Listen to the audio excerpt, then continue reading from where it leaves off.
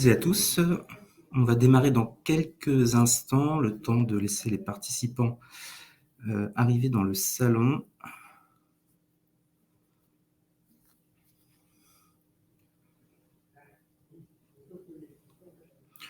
Je vous propose de commencer dans à peu près une grosse minute.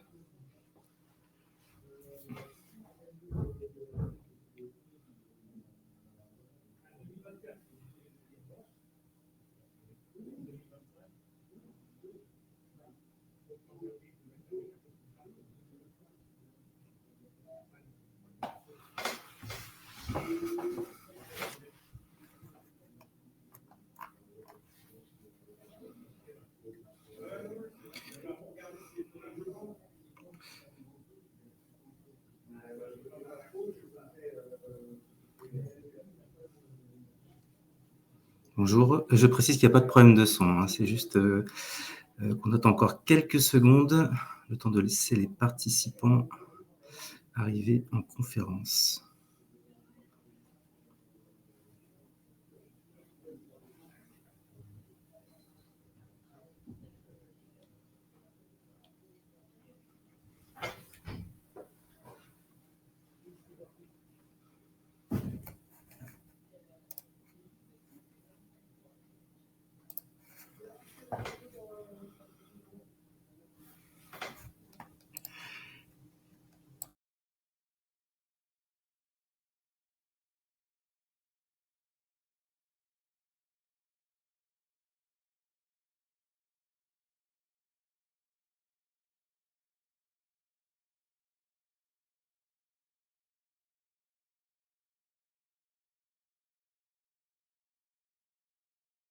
Bonjour, je vous propose de commencer. Je me présente, Guillaume Cosneau, responsable du service déploiement au JPMDS et avec la participation et de nos collègues organismes, les fédérations des organismes complémentaires qui, eux, interviendront dans la seconde partie de cette présentation. Je vais vous dévoiler le thème. Donc, c'est comment gérer l'arrivée d'un collaborateur ou comment gérer le changement de logiciel de paye ou de tiers déclarant, pardon. Autrement dit, à quoi sert le signalement d'amorçage des données variables? Donc, ce signalement, c'est un signalement qui est non obligatoire, hein, contrairement au signalement fin de contrat et signalement arrêt de travail qui sont rendus obligatoires par décret. Ce signalement n'est pas obligatoire. Cependant, il a pour vocation de transmettre des informations qui vont avoir un impact sur la couverture des droits des salariés, ainsi que sur le calcul du prélèvement à la source. On va voir plus en détail tout à l'heure. À noter que ce signalement ne se substitue pas aux formalités en vigueur, donc légales, auprès des organismes et des administrations concernées. Par exemple, la DUE ou la DPAE, en fait, n'est pas remplacée par ce signalement. Il faudra continuer à les faire via les circuits en vigueur.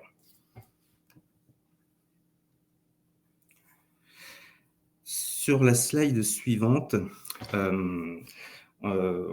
cette slide vous décrit en fait le périmètre fonctionnel de ce signalement, donc qui permet d'amorcer donc dans la paie, donc de vous donner de l'information qui vont pouvoir être introduites dans la paie et dans le calcul de paie pour un individu, suivant des situations qui sont bien définies. Donc la première, c'est de récupérer le taux de prélèvement à la source de manière dynamique. La seconde, c'est d'initialiser le processus d'affiliation ou de modifier les paramètres des contrats pour les organismes complémentaires. Et donc, ce sujet-là va être largement détaillé en seconde partie de cette présentation. Également, donc, obtenir en anticipation le bilan d'identification du salarié, le BIS, donc, qui vous remet les informations de l'individu lorsque celui-ci est déclaré via ce signalement. Donc, c'est-à-dire que les informations, que ce soit le NIR, le nom, prénom, la date de naissance sont envoyés via ce signalement, sont envoyés au SNGI.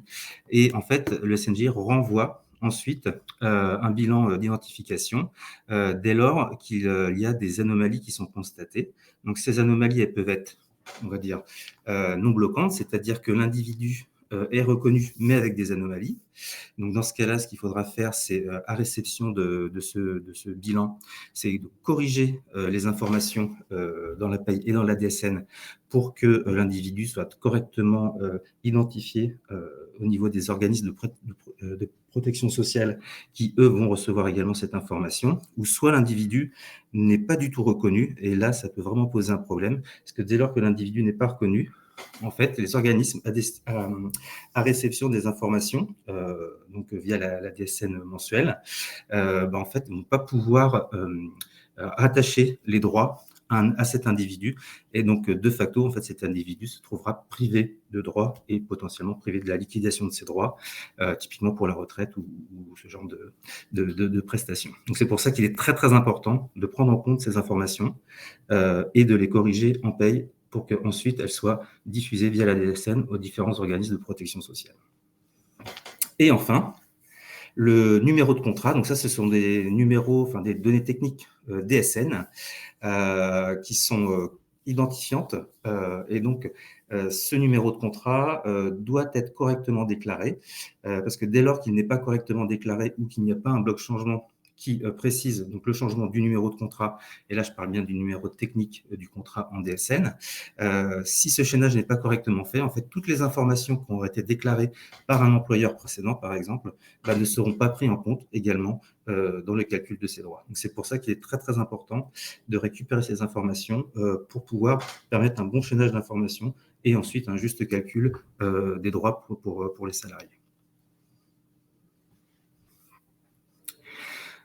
Les cas d'usage, hein, donc là c'était plus une description fonctionnelle. Au niveau des cas d'usage, le signalement d'amorçage va avoir plusieurs natures de messages et donc par nature avoir différents périmètres et différents retours que vous allez recevoir de la part des organismes de protection sociale. Donc le premier cas d'usage, c'est l'embauche effective de l'individu, donc quelqu'un qui arrive dans une entreprise. Il y a un deuxième cas qui est une embauche de l'individu suite à une mutation, donc c'est-à-dire que dès lors que l'individu est muté et qu'il a besoin en fait d'avoir que l'établissement d'accueil de l'individu a besoin d'avoir des informations, il pourra utiliser le signalement d'amorçage pour les récupérer, que ce soit au niveau du taux de prélèvement à la source ou au niveau des données des paramètres des contrats des organismes des organismes complémentaires, pardon. La fin de la dispense d'affiliation, le changement des paramètres du contrat collectif prévoyance santé complémentaire, retraite supplémentaire, vous l'aurez compris, ce sont également des informations qui sont à destination des organismes complémentaires. La transmission d'une population affiliée à un nouveau contrat, individu faisant partie d'une population affiliée à un nouveau contrat, donc on est toujours au niveau du périmètre des organismes complémentaires. L'appel de topaz pour un individu non salarié, donc effectivement la DSN permet donc de véhiculer à la fois les données des salariés de l'entreprise, mais parfois, il peut y avoir également des rémunérations ou des revenus qui peuvent être déclarés par l'employeur alors que l'individu n'est pas rattaché à l'employeur par un contrat. C'est ce qu'on appelle un individu non salarié.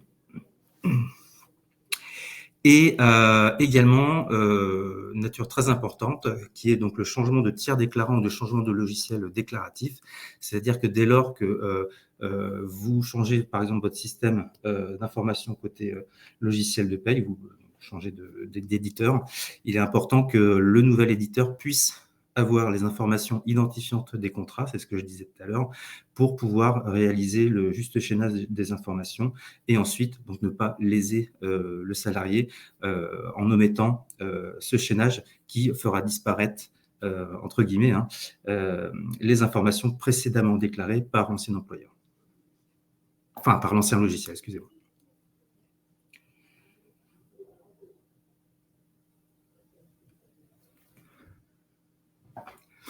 Comme je vous disais tout à l'heure, donc le signalement d'amorçage, il est envoyé en amont de la DSN mensuelle. Hein, c'est bien l'intérêt de ce signalement, c'est d'être au plus proche de l'arrêté et d'être proactif. Dès lors que vous avez envoyé ce signalement, selon la nature de message, vous allez obtenir des retours des organismes complémentaires qui vont recevoir ces informations. Et donc, selon la nature du signalement, vous allez recevoir plusieurs types ou plusieurs comptes rendus métiers de la part des organismes qui sont concernés.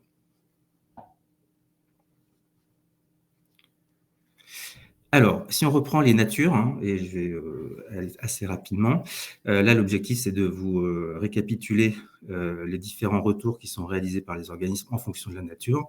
Donc, sur l'embauche effective de l'individu, donc quand vous embauchez un salarié dans votre entreprise, vous allez recevoir, après l'envoi du signalement, donc le BIS, le bilan d'identification, qui va vous permettre de savoir si les informations qui ont été fournies par l'individu sont correctement retrouvées au SNGI. Et en cas d'écart, comme ça, vous pourrez procéder aux corrections dans la DSN mensuelle.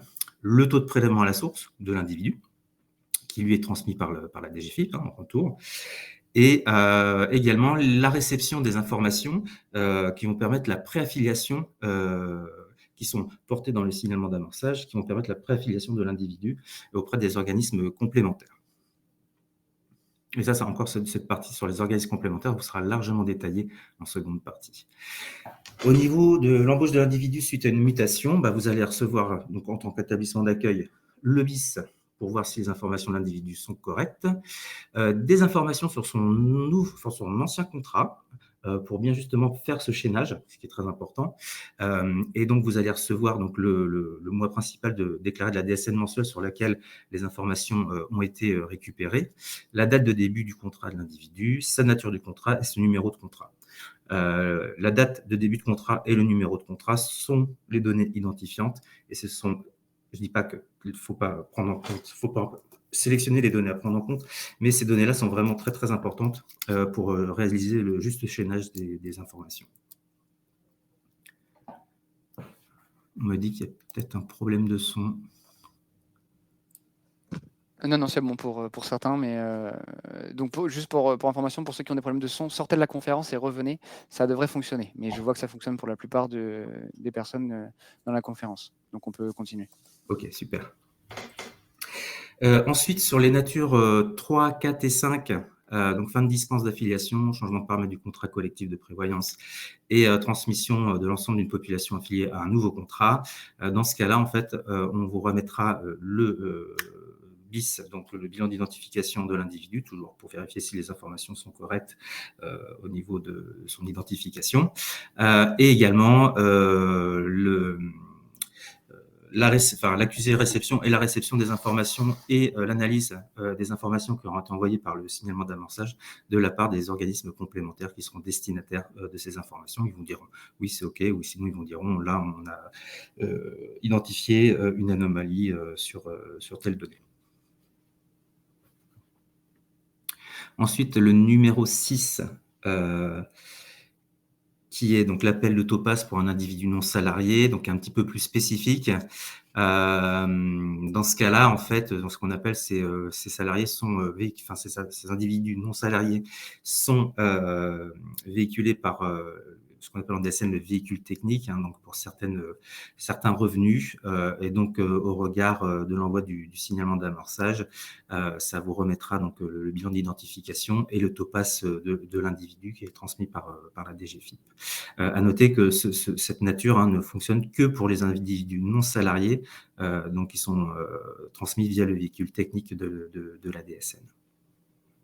Et enfin, la dernière nature, c'est lorsque vous changez de tiers déclarant de logiciel de paye.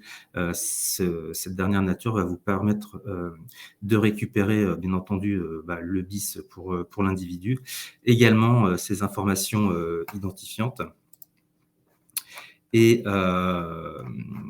Et qu'est-ce que je voulais dire? Oui, et également le topaz de l'individu qui est transmis par la DGFiP.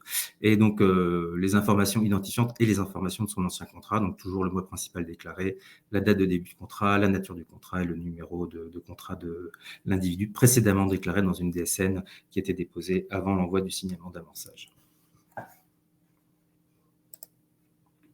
Je voulais faire un dernier point, c'est un focus sur l'arrêt du service Topaz, que probablement vous connaissez et que vous utilisez. Donc ce service Topaz, donc, il a été créé donc, avec la mise en production du prélèvement à la source via la DSN. Et donc en 2019, et donc son arrêt est programmé début 2025, pardon. Et c'est pour ça que le signalement d'amorçage prend tout son sens, puisque ce sera le seul moyen, en tout cas, pour un employeur de récupérer le taux prélèvement à la source pour un individu, puisqu'il ne pourra plus passer par Topaz, puisqu'il sera décommissionné. Donc actuellement, le service Topaz est accroché sur le service, sur un service de net entreprise, au même titre que la DSN. Cependant, étant donné que tous les éditeurs de logiciels de paye n'ont pas le même degré d'avancement et de maturité sur le développement de ces signalements d'amorçage, par dérogation et exceptionnellement par tolérance, donc, il est admis que sur l'année 2025, pour les signalements de nature 0,1, embauche effective de l'individu, et 2, embauche de l'individu suite à une mutation, il est admis, et toujours, je le redis, c'est une tolérance et une dérogation, et que sur l'année 2025, que le signalement ne porte pas les données à destination des organismes complémentaires qui permettent justement d'accélérer la mise à disposition des informations pour réaliser la préaffiliation de l'individu. Donc encore une fois, c'est exceptionnellement autorisé que sur l'année 2025, et sachez que donc on travaille régulièrement, donc conjointement avec les fédérations des organismes complémentaires pour encourager fortement les éditeurs à vous proposer cette fonctionnalité avec l'ensemble des natures et avec des messages complets, puisque effectivement cette tolérance s'arrêtera dès 2026. Alors, j'ai vu qu'il y avait pas mal de questions. J'ai essayé d'en répondre dans le chat. Mais je vais laisser donc la parole à mes collègues des fédérations des organismes complémentaires pour qu'ils vous détaillent les différents process d'affiliation qui sont portés par le signalement d'amorçage.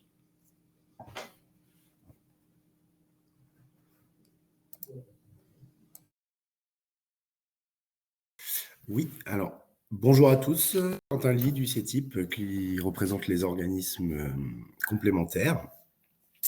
Alors, le signalement d'amorçage des données variables, Guillaume en a déjà parlé beaucoup et très bien. Donc, ce qu'on peut vous dire, c'est qu'il est bien sûr traité par les organismes, par la grande majorité des organismes complémentaires et de leurs délégataires de gestion, et qu'il est très utile dans l'initialisation du processus d'affiliation à leur contrat.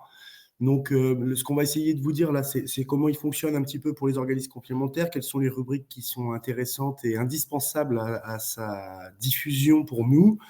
Et on lira tout ça, vous verrez par la suite, avec un petit processus d'affiliation générale pour les organismes complémentaires, afin que vous situiez l'utilité du signalement dans ce processus.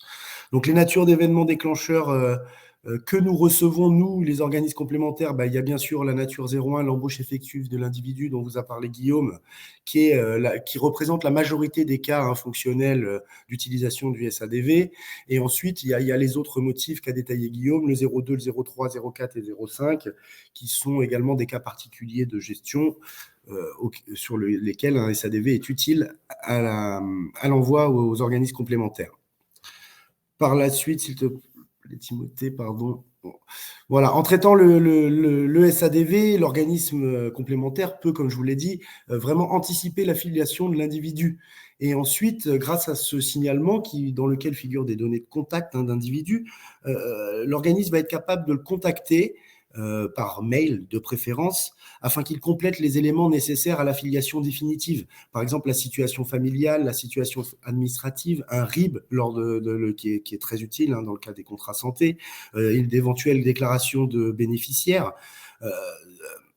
Cela, c'est des modalités de contact qui sont propres à chaque organisme, mais qui peuvent être enclenchées et initiées uniquement par l'arrivée d'un signalement SADV au moment de l'embauche d'un individu, par exemple.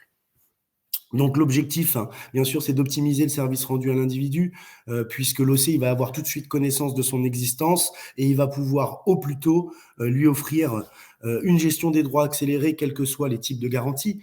Si on parle d'un contrat prévoyance, mais aussi d'un contrat complémentaire santé, la délivrance au plus tôt d'une carte de tiers payant dans le cadre des contrats santé, et l'accès, bien évidemment, en fonction des contrats, à certaines prestations ou services qui sont proposés par les organismes complémentaires et leurs délégataires de gestion.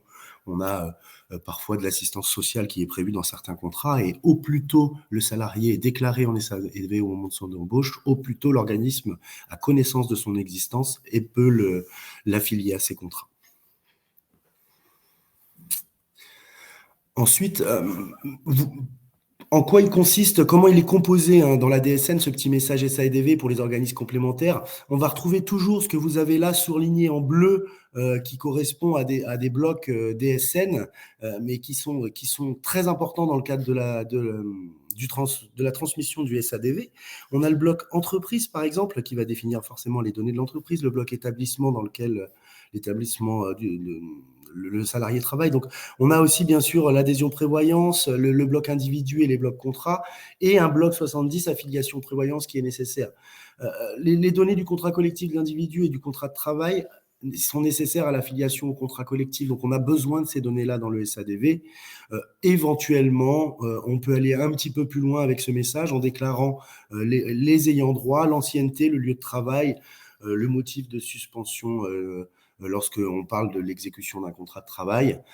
Mais quoi qu'il en soit, le cœur des données nécessaires, c'est vraiment l'identification de l'entreprise qui envoie, le bloc 15, d'adhésion prévoyance, qui va déterminer à qui est envoyé ce signalement SADV, donc l'organisme complémentaire destinataire. Il peut y en avoir plusieurs éventuellement dans un même message. Et après, bien sûr, l'individu concerné et les informations liées à son contrat.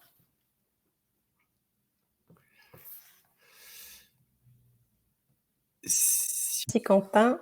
Voilà, ça y est. Prendre la main. Merci beaucoup. Vous m'entendez bien? Très bien. Ok, super. Merci Quentin. Donc, Circe Crouch pour ma part, donc toujours pour les 3 fédérations d'organismes complémentaires, et moi j'appartiens à la Mutualité française. Du coup, on voulait insister ici sur les bénéfices que vous avez à traiter les signalements d'événements, enfin, les bénéfices que vous avez à les envoyer, et pour les organismes complémentaires à les traiter, ces signalements d'événements d'amorçage des données variables. Donc, il y a des bénéfices tout d'abord pour le déclarant et l'assuré, puisque les droits à prestation de l'assuré vont pouvoir être ouverts au plus vite, au plus tôt, puisque on réagit de suite dès que l'affiliation au contrat complémentaire, pour ce qui nous concerne, va devoir être faite.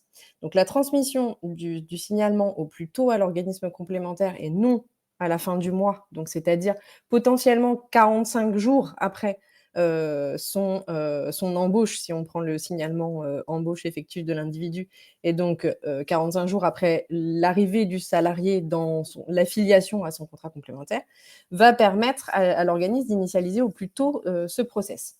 Donc, les individus qui sont concernés vont pouvoir notamment bénéficier dès lors d'un envoi rapide de leur carte de tiers payant, qu'on appelle aussi la carte mutuelle.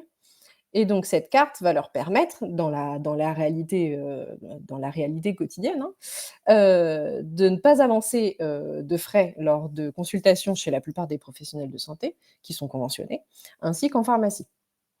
Donc, ça va permettre la réduction aussi derrière du délai de remboursement de la part complémentaire frais de santé qui peuvent être engagés dès le premier jour d'application du contrat complémentaire. Donc, nécessairement, dans ce cadre, la satisfaction qui en découle côté assuré va rejaillir nécessairement sur l'employeur et le déclarant. Donc, la prise en compte des entrées en paye est anticipée et réduit la charge de travail en fin de mois. Donc, pour le déclarant, cette prise en compte des entrées au fil de l'eau va permettre de lisser la charge déclarative et de préparer la paye pour la fin de mois.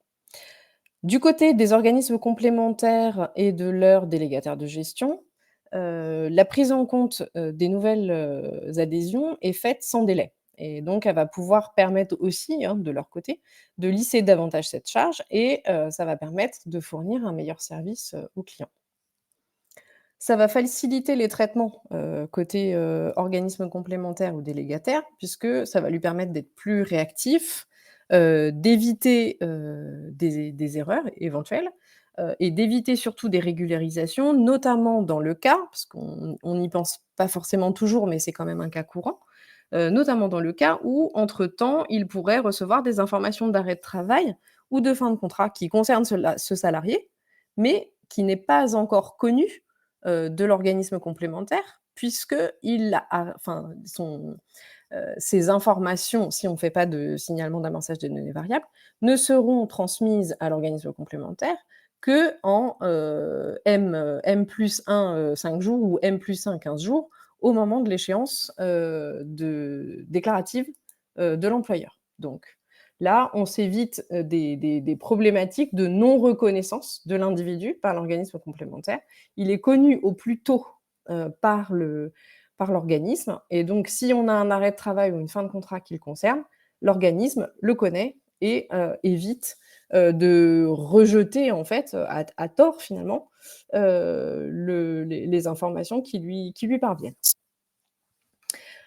Ce qui est important à retenir, donc je veux bien la slide suivante, s'il vous plaît. Voilà, pour les déclarants et les tiers déclarants, donc on en a largement parlé. Le service Topaz, donc là, on est vraiment du côté DGFiP et taux de prélèvement à la source personnalisé. Le service Topaz utilisé actuellement va être fermé en décembre 2024. Il va falloir faire du SADV pour récupérer ce Topaz. Ça va être l'unique possibilité de récupérer ce Topaz. Or, comme un SADV est un signalement d'événement qui est déclaré une seule fois pour l'individu et qu'il est adressé à tous les organismes destinataires, pensez à vos organismes complémentaires. Puisque vous le transmettez à la DGFiP pour une embauche, pensez aux organismes complémentaires derrière qui pourront ainsi traiter au plus tôt l'initialisation de l'affiliation de votre salarié. Donc cette transmission du SADV au fil de l'eau va permettre de lisser la charge pendant le mois. Ce qui est fait n'est plus à faire par la suite. Par ailleurs, vous allez avoir une gestion de l'affiliation au fil de l'eau au niveau, je suis désolée, je vais être sur la slide précédente encore, un petit peu. Donc, si des changements, donc la gestion de l'affiliation va se faire aussi, hein, évidemment, avec la mensuelle par la suite, puisque si des changements interviennent après l'envoi du signalement d'amorçage des données variables, les modifications vont pouvoir être déclarées via la mensuelle, à l'instar, par exemple courant, hein, d'un changement d'option, qui va pouvoir avoir des conséquences éventuelles sur la cotisation de l'individu à son contrat complémentaire. On va vous présenter une cartographie, donc c'est mon homologue de France Assureur, Jean-Marc Sellier, qui va vous présenter cette cartographie, et on espère qu'elle vous permette de saisir rapidement la cinématique des traitements et des rôles qui sont joués par chacun dans le processus d'affiliation au contrat complémentaire.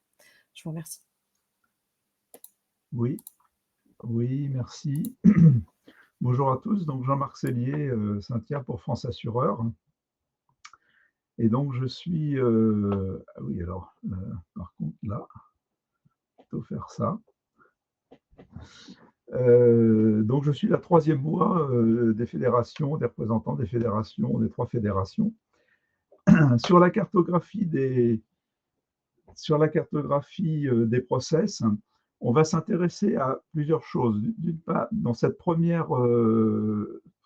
écran, nous allons parler des tâches de chacun des acteurs qui tournent autour de l'affiliation. Donc, on a d'une part l'employeur, qui est aussi le souscripteur des contrats collectifs.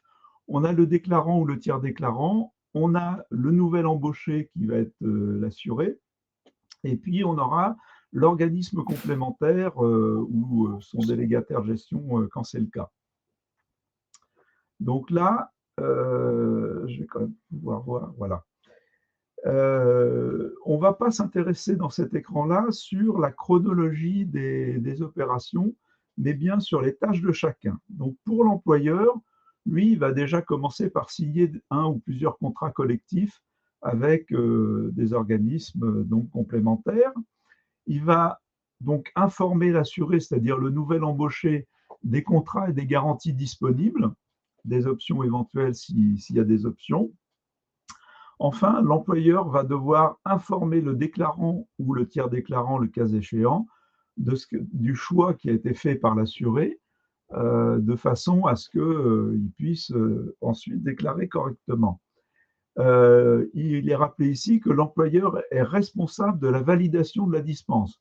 Or les cas qui ont été évoqués précédemment, où effectivement, il peut y avoir une délégation de responsabilité à l'organisme complémentaire, mais sinon, alors c'est quoi responsable de la validation de la dispense? Si un nouvel embauché indique qu'il n'a pas à prendre la complémentaire santé parce que son conjoint ou sa conjointe dispose d'une complémentaire santé qui lui est applicable, enfin dont il bénéficie, eh bien, dans ce cas-là, il devra effectivement répondre aux demandes de justification de son employeur.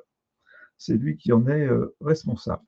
Le déclarant ou le tiers déclarant, eh bien, lui, il va envoyer le SADV, il va s'occuper de transmettre le SADV à l'organisme complémentaire, et puis plus tard, il enverra la DSN. En ce qui concerne le nouvel embauché, donc l'assuré, il va effectuer son choix effectivement de garantie à la demande de son employeur. Il va aussi, s'il peut répondre tout de suite, répondre aux demandes de dispense d'affiliation, et puis éventuellement aux options s'il a, en fonction des possibilités qui lui sont offertes. L'assuré va informer l'employeur de son accord et de son choix, et il va répondre aux sollicitations de l'organisme complémentaire ou de son délégataire de gestion, qui va lui demander des éléments complémentaires, bien entendu, hors DSN, tout ce qui concerne le RIB, éventuellement s'il a d'autres options à choisir, les informations concernant les ayants droit qui ne transitent pas toujours par la DSN non plus, etc. Enfin, l'organisme complémentaire, lui, il devra évidemment, dès la souscription des contrats, il va devoir émettre des fiches de paramétrage OC, hein, qu'on retrouve souvent avec l'acronyme FPOC, qu'il va donc mettre à disposition du déclarant ou du tiers déclarant selon le cas. Il va mettre aussi à disposition, retourner des CRM auprès du déclarant ou du tiers déclarant. Donc dans ces CRM, il va informer finalement, donner des informations sur la prise en compte ou pas de certaines affiliations qui ont été demandées, ou éventuellement signaler des anomalies s'il y a des anomalies qui seraient détectées, ce qui est le cas habituel finalement des comptes rendus métiers, des CRM. Il va contacter l'assuré, donc le nouvel embauché, pour effectuer ces demandes d'information et les demandes complémentaires qu'on a déjà évoquées. Enfin, dans le cas, et c'est là où est l'exception par rapport à tout à l'heure, exception mais qui peut être dans certains cas assez nombreuse en fait, si la dispense d'affiliation est déléguée à l'organisme complémentaire par l'employeur, alors celui-ci doit en informer l'employeur sitôt le choix de l'assuré connu. C'est-à-dire que l'employeur, lui, ne va pas affilier, comme l'a très bien précisé Circé, ne va pas affilier le nouvel embauché à partir du moment où il possède une dispense, il va l'affilier il sera affilié qu'à la fin de la dispense. Enfin, il va envoyer un flux retour pour confirmer l'affiliation ou éventuellement la dispense, le cas échéant, vers l'employeur. Et il va également donc procéder à l'ouverture du service, l'émission de la carte de tiers payant qui a été développée précédemment, les droits pour la prévoyance, évidemment, les droits pour la retraite supplémentaire s'il y a un contrat de retraite supplémentaire. Une fois qu'on a vu les tâches de chacun, on va voir comment tout ça s'organise. Donc, on va voir la cartographie des process, où là, vous voyez, on a fait un gros travail en ce qui concerne les représentants des fédérations, là, depuis cet été, à la demande d'ailleurs à la fois des éditeurs de logiciels de paye et puis des déclarants et des tiers déclarants qui nous avaient indiqué au début de l'été que finalement, ils ne comprenaient pas très bien comment tout ça s'articulait, le SADV, l'affiliation, qui faisait quoi, qu'il y avait des sollicitations parfois auxquelles ils ne pouvaient pas répondre, etc. Donc, on a fait un travail d'organisation et de réflexion et d'instruction aussi, en interrogeant nos organismes, en interrogeant ceux qui sont sur le terrain, de façon à pouvoir définir finalement une cartographie des process pour chacun, avec finalement qui fait quoi et quand chacun doit le faire, de façon à pouvoir avoir finalement des préconisations de bonnes pratiques auprès de tous. Donc, si on regarde cet écran, effectivement, on a Dans une première ligne, l'employeur déclaré, c'est-à-dire en fait c'est celui qui souscrit, qui est le souscripteur des contrats collectifs. Ensuite, on a sur la deuxième ligne le déclarant ou le tiers déclarant, le cas échéant. Sur la troisième ligne, l'individu qui va être assuré, hein, donc le nouvel embauché.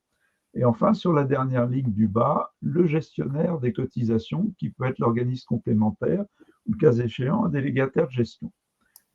Donc, en ce qui concerne l'employeur déclaré, le souscripteur, il va commencer, comme on l'a vu précédemment, il va commencer par informer le nouvel embauché, l'individu, comme il est écrit dans la norme, des garanties disponibles. Il va donc informer l'individu. Dans un temps 2, on va être au niveau de l'assuré qui va donc répondre à son employeur en l'informant de son choix. Alors, quelle garantie il souhaite souscrire, éventuellement s'il dispose d'une dispense et d'une justification pour ça, il répond à son employeur. L'employeur, lui, il va informer le déclarant ou le tiers déclarant, donc ça peut être un déclarant interne à l'entreprise ou externe, il va l'informer du choix de l'individu, puisqu'il va devoir y avoir un paramétrage dans le logiciel de paye. Donc le déclarant ou le tiers déclarant va ajuster le paramétrage et va transmettre le SADV, donc le signalement d'amorçage des données variables, à l'organisme complémentaire ou le délégataire de gestion. On va ensuite chez cet organisme complémentaire ou délégataire de gestion qui, lui, va adresser un CRM au déclarant pour lui indiquer qu'il a bien reçu ce SADV, qui va éventuellement lui signaler des informations sur la prise en compte, d'éventuelles anomalies qu'il pourrait détecter si, par exemple, une demande ne concernait pas un contrat souscrit, bref, des informations dans le compte-rendu métier. Dans le même temps, il va contacter l'assuré, donc le nouvel assuré, pour lui demander des informations complémentaires, comme on l'a vu, nécessaires à l'affiliation, voilà, les ayants droit, le RIB, etc. Et en même temps, cet assuré, ce nouvel assuré, il va répondre à l'organisme complémentaire avec les éléments qui lui ont été demandés. Éventuellement, il va pouvoir faire des choix d'options qu'il n'aurait pas encore fait, voire des changements de choix d'options. Ça pourrait être le cas en différé parce que le nouvel embauché a voulu auparavant échanger avec sa famille pour savoir si voilà, il va prendre telle ou telle option ou pas. Et donc, il lui a fallu un délai de réflexion.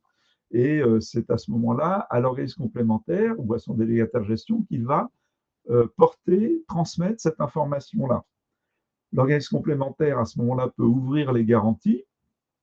Donc, la carte de tiers payant, on en a largement parlé, c'est le plus important pour l'assuré. Et puis, évidemment, l'anonymisation, c'est-à-dire la capacité à transmettre les flux dématérialisés de tous les éléments de santé entre les différents acteurs qui entrent en ligne de compte pour le remboursement des frais de santé. Il va aussi confirmer l'affiliation au souscripteur. Donc, l'organisme complémentaire confirme toujours au souscripteur, donc à l'entreprise déclarée, quelle est l'affiliation effective de son salarié.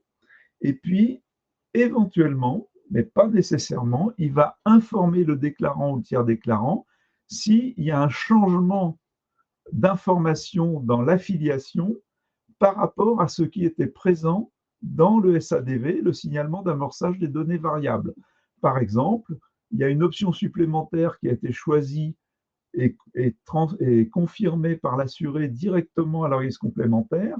Ça n'était pas présent dans le SADV. Il faut donc informer le déclarant qui va pouvoir à ce moment-là ajuster son paramétrage avant la DSN suivante ou qu'elle soit mensuelle ou que ça soit un signalement, quel qu'il soit, arrêt de maladie ou autre. Donc, vous voyez qu'en fait, chacun a des tâches bien précises à faire. Et ça veut dire quoi? Ça veut dire aussi que pour que la communication soit bonne, il faut qu'elle s'adresse au bon interlocuteur. On a souvent eu des déclarants ou des tiers déclarants qui nous ont dit oui, mais moi, on me demande des choses concernant un assuré, un salarié, mais nous, on ne sait pas répondre à cette question-là. Il n'y a que lui qui peut répondre ou son employeur éventuellement. Et donc, effectivement, il convient de communiquer avec la bonne personne. Pour communiquer avec le bon interlocuteur, pour ça, nous avons besoin, dans la DSN, dans le SADV, d'avoir des informations de contact précises, c'est-à-dire qu'on doit pouvoir contacter l'entreprise déclarée, on doit pouvoir contacter l'assuré, hein, le salarié, on doit pouvoir contacter le déclarant et ne pas avoir la même adresse email pour tout le monde. Et bien entendu, s'il y a une adresse email pour contacter chacun des acteurs, c'est celle-ci qui sera privilégiée parce que ça sera le moyen de contact le plus rapide. Et si elle n'est pas présente, eh ben, il restera bien entendu le courrier postal, comme on a fait pendant très longtemps et qui a quand même tendance un peu à disparaître pour des sujets de gestion quotidienne, on va dire. Donc voilà pourquoi c'est très important d'assurer la bonne qualité des éléments de contact présents dans la DSL, qu'elles soient d'ailleurs signalement d'amorçage des données variables ou DSN mensuels ou DSN de signalement d'autres signalements. Voilà, je crois que j'ai terminé cette cartographie des process. On se tient maintenant à votre disposition pour répondre alors immédiatement ou en différé, bien entendu, aux questions qui pourraient être posées.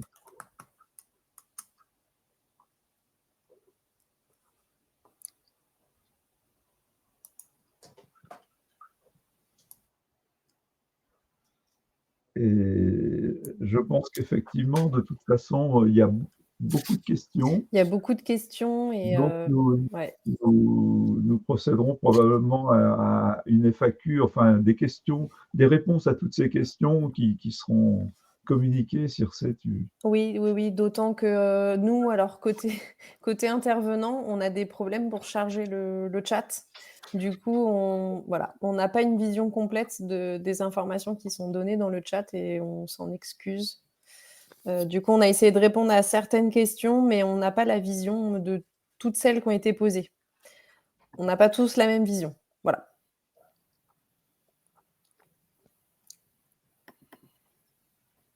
Par exemple, sur la dernière question, moi, la dernière question que je vois, c'est en cas de dispense d'affiliation auprès de l'OC, on ne renseigne pas de contrat mutuel sur la fiche du salarié et du coup, le SADV n'est pas envoyé à la mutuelle. Oui, tout à fait. Donc, s'il y a une dispense d'affiliation, effectivement, il n'y aura pas de signalement d'amorçage des données variables transmis à l'organisme complémentaire puisque cet individu n'a pas à être connu de l'organisme complémentaire. En revanche, si à un moment donné, ce salarié met fin à cette dispense d'affiliation, vous avez une nature de SADV qui vous permet de transmettre à ce moment-là un SADV fin de dispense d'affiliation pour indiquer à l'organisme complémentaire que ce salarié souhaite cette fois être affilié à son contrat. Voilà ce qui existe aujourd'hui, ce que vous permet de faire notamment le SADV parmi d'autres choses. Beaucoup de questions tournent autour de ça et en cas de dispense, comment on fait? Quoi qu'il en soit, même si le SADV est transmis à l'organisme complémentaire et que le salarié a une dispense, l'organisme prendra contact avec lui avec les données de contact pour confirmer cette dispense et éventuellement reviendra vers vous après dans le cadre d'un CRM. Mais il n'y a pas de problématique à envoyer un SADV pour un salarié en dispense d'affiliation. La dispense sera confirmée par un contact bilatéral par la suite. Le SADV permet d'initialiser ce processus d'affiliation qui est nécessairement complété par un contact auprès du salarié concerné. C'est ça, mais en revanche, c'est vrai que si la dispense d'affiliation, elle est validée en amont entre l'employeur et l'individu, effectivement, là, il n'y aura pas de SADV transmis. Voilà, il y a 2 cas de figure et c'est vrai que j'ai plutôt répondu sur le deuxième et toi sur le premier, du coup, Quentin, effectivement. Alors, on a une question qui revient quand même pas mal. Comment sait-on si notre OC prend en compte le SADV? Y a-t-il une liste ou autre? Alors, logiquement, le travail qu'on fait auprès des déclarants, auprès des éditeurs, donc pour vous sensibiliser aux bénéfices et à l'intérêt de transmettre des signalements d'amorçage qui, comme vous l'avez dit, n'est pas obligatoire. on fait le même travail du côté de nos organismes complémentaires, bien entendu. Donc aujourd'hui, notre discours vis-à-vis de l'ensemble des organismes complémentaires, c'est de traiter systématiquement ce signalement d'amorçage. Et aujourd'hui, on se rend compte que c'est un signalement qui est de plus en plus utilisé et intégré dans les systèmes. En revanche, on n'a pas de liste d'organismes complémentaires, d'avancement finalement, sur la maturité de chaque organisme complémentaire à utiliser ce signalement d'amorçage. Mais nous, on travaille à faire en sorte qu'il soit vraiment industrialisé de chaque côté, c'est-à-dire côté déclarant que vous êtes et côté organisme complémentaire qui reçoivent ces signalements. Juste une petite réflexion par rapport à ça. On est toujours un peu, c'est un peu facile, c'est qu'on a toujours tendance à se dire, bah, quand en face les choses fonctionneront, on le fera de notre côté. Et donc ça, c'est une réaction assez classique, hein. On l'a eu pour les fiches de paramétrage, c'est-à-dire que bon, on se dit, bah, finalement, on va les utiliser quand les organismes produiront des fiches de paramétrage. Puis les organismes disaient, bah oui, mais nous on les produit, puis les gens, finalement, les déclarants les utilisent pas. Et donc, quand on se dit ça, bah, finalement, il n'y a jamais rien qui progresse, hein. Et bon, aujourd'hui, quelques années après, on peut dire que 98% des organismes produisent la fiche de paramétrage et qu'une grande partie maintenant des déclarants et des tiers déclarants les utilisent pour paramétrer leur logiciel de paye. On est un petit peu aujourd'hui dans le SADV, un petit peu comme au début avec la fiche de paramétrage. On a des organismes qui ont fait des travaux d'industrialisation lourds pour pouvoir l'exploiter et qui nous disent, bah oui, mais nous, on n'en reçoit pas beaucoup, on n'en reçoit pas suffisamment, etc. C'est pas normal. Il y en a d'autres qui disent, bah oui, mais quand il y en aura plus, on ira peut-être. Et puis de l'autre côté, bah, les déclarants disent, bah oui, mais nous, il y a des organismes complémentaires qui les reçoivent pas ou qui les utilisent pas, qui répondent pas par des CRM, etc. Et donc aujourd'hui, bon, comme l'a dit Circé, on a un travail de fond, nous, de conviction, d'encouragement, on va dire, de nos organismes complémentaires à le faire. Et ça fonctionne parce que, je vais dire, chaque mois aujourd'hui, on a de nouveaux organismes qui utilisent et qui gèrent le signalement SADV, signalement d'amorçage de données variables. Et donc, ça veut dire qu'on est dans le même processus vertueux que pour la fiche de paramétrage. Et il faut, d'un côté, que les organismes l'exploitent et avec la cartographie, c'est aussi destiné à les aider à bien travailler sur ce sujet-là. Et c'est aussi destiné aux déclarants pour qu'ils comprennent bien quel est le processus et comment les opérations se font de façon à ce que chacun fasse son travail et comprenne finalement les besoins de l'autre. Et c'est comme ça que le service avance et c'est comme ça qu'on va finalement gagner en qualité de service à la fois auprès des entreprises pour ce qui concerne les organismes complémentaires et aussi l'entreprise vis-à-vis de ses propres salariés, puisque, in fine, c'est quand même du service apporté aux salariés. Et plus vous allez faire de SADV, et plus les organismes complémentaires, évidemment, les intégreront.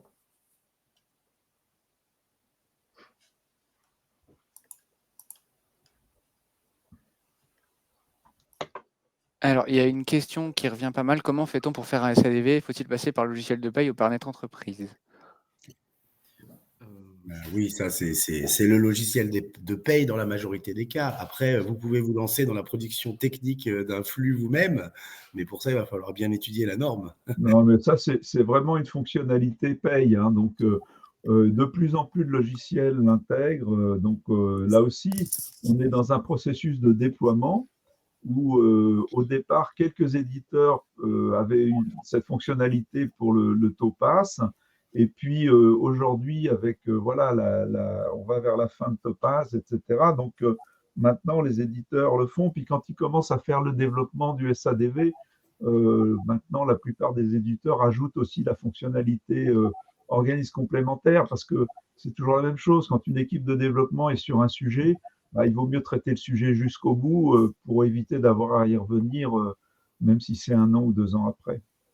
Vous allez faire du SADV comme vous faites aujourd'hui du signalement AT, arrêt de travail, ou du signalement FCTU. C'est exactement la même chose. Ce sera exactement les mêmes mécanismes.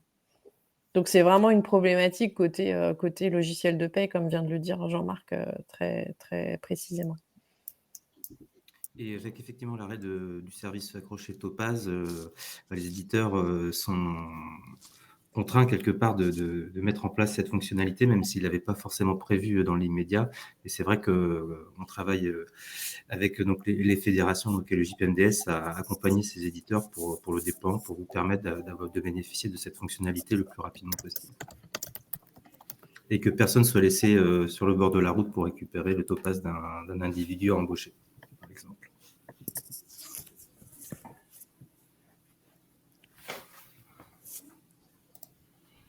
Une autre question, doit-on transmettre la dispense d'affiliation, je suppose? Alors là, on est sur du réglementaire. Moi, il me semble que pour la dispense d'affiliation, c'est de la responsabilité de l'employeur.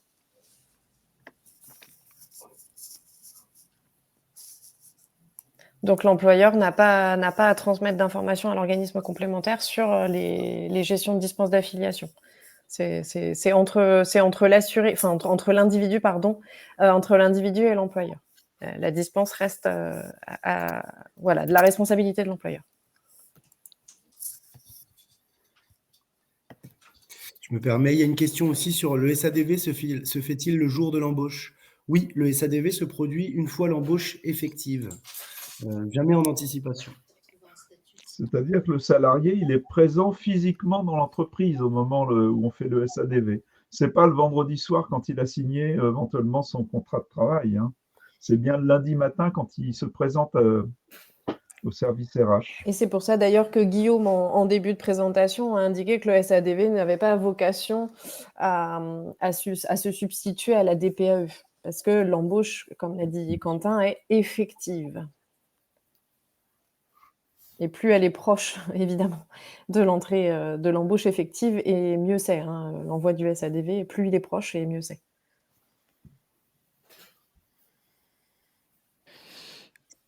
Voilà, je vous propose, on a un petit peu débordé, je vous propose d'arrêter le live à ce stade. Pour rappel, donc, concernant les questions, on va toutes les extraire. On va essayer de vous faire une FAQ au plus tôt, qu'on vous mettra à disposition dès que possible. Alors, soit sur ce site avec le téléchargement du support.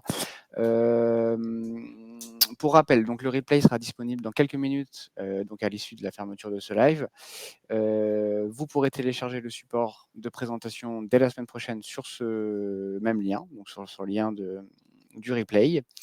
Et puis voilà, je rebondis du coup sur le message de Quentin qui donnait les adresses mail de contact en cas de difficulté, voilà, avec un organisme complémentaire.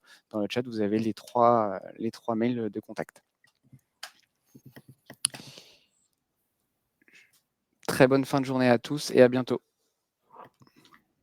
Merci à tous. Merci à tous, bonne fin de journée. Merci à tous, bonne fin de journée, à bientôt. Au revoir, à bientôt. Au revoir.